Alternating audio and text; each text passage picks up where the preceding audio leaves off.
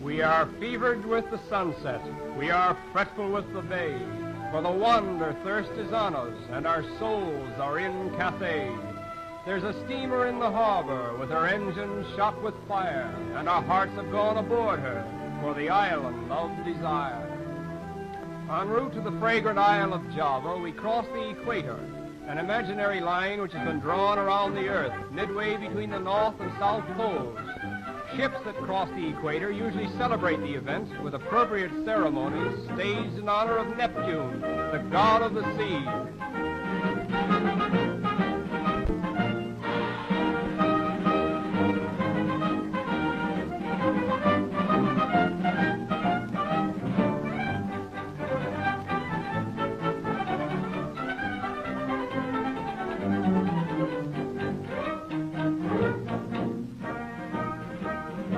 Passengers who are crossing the equator for the first time are summoned to appear at the court of Neptune, where, with fiendish glee, Neptune's Chief Justice metes out punishment for the victims.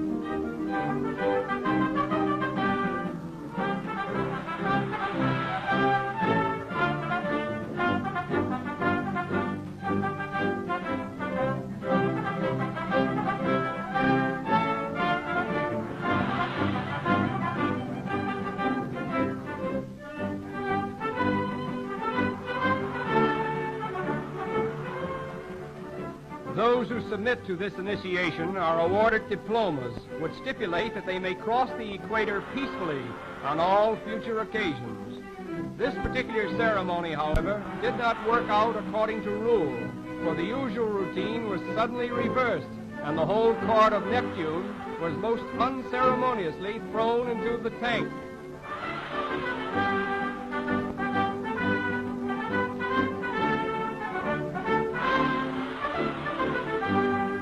After crossing the equator, we continue on to Batavia, the chief seaport of Java, the most important island of the Dutch East Indies. Over 300 years ago, a colony of Dutch immigrants settled in Batavia and gradually extended their authority until for a time they practically monopolized the foreign trade of the East Indies. Great Britain gained control of Java for a few years, but finally returned it to the Dutch. Local self-government, economic betterment, and popular education are some of the benefits enjoyed by the natives as a result of the present-day colonial policy of the Dutch. Many hardships have been endured by Holland in holding and building up her island empire, but it has made her the third colonial power in the world today. As in Holland, the Dutch have built canals here for the purpose of transportation, but apparently this one has been turned into a municipal laundry. The finished work is usually carried home in this manner.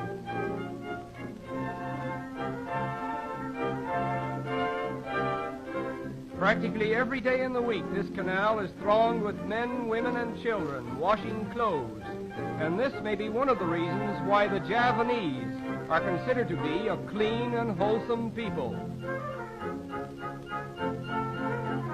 Here is where the fast colors of the Javanese batik are put to their severest test.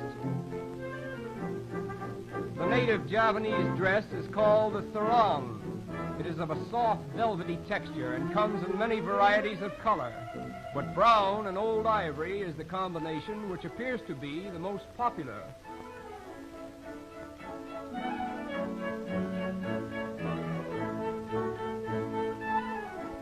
Java lies in the tropics under an almost vertical sun.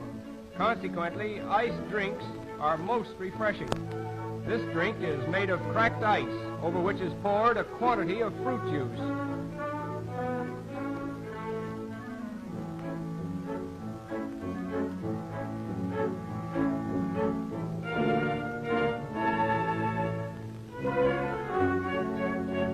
Wherever we go in this tropical island, we see the natives carrying baskets balanced on bamboo poles, and so weighted as to necessitate a half trot to keep the baskets in place. The chief occupation here is the cultivation of fruits and vegetables, which are carried to market in this manner. As in most Oriental countries, the native dead are usually carried through the streets like this.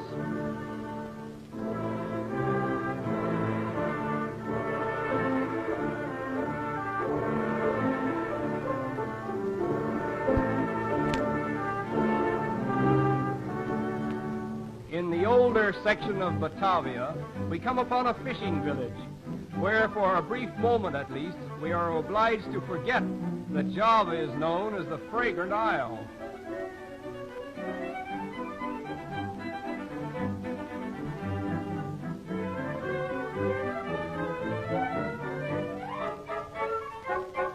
Very little meat is eaten in this country. Consequently, fish is one of the chief articles of diet. Practically every known variety of fish may be purchased here.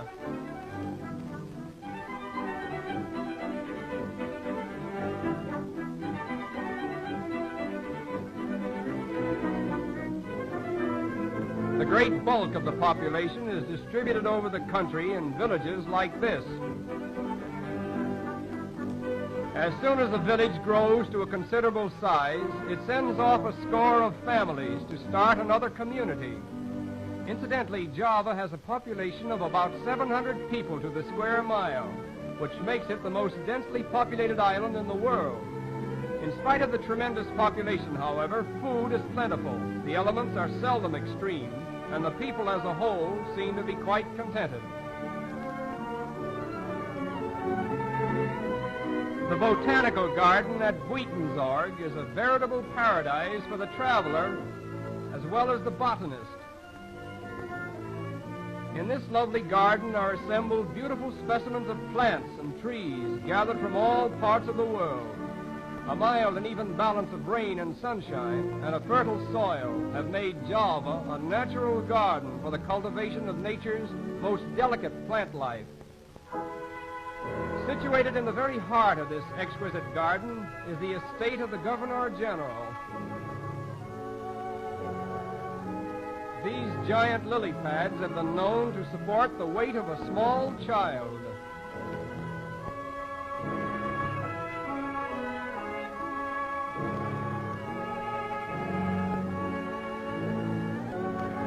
Not far from this beautiful garden is a tropical sea, constantly overshadowed by curtains of clouds.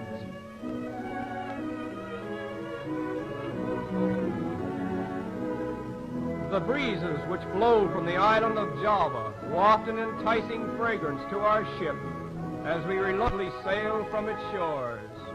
And here we say farewell to the fragrant isle.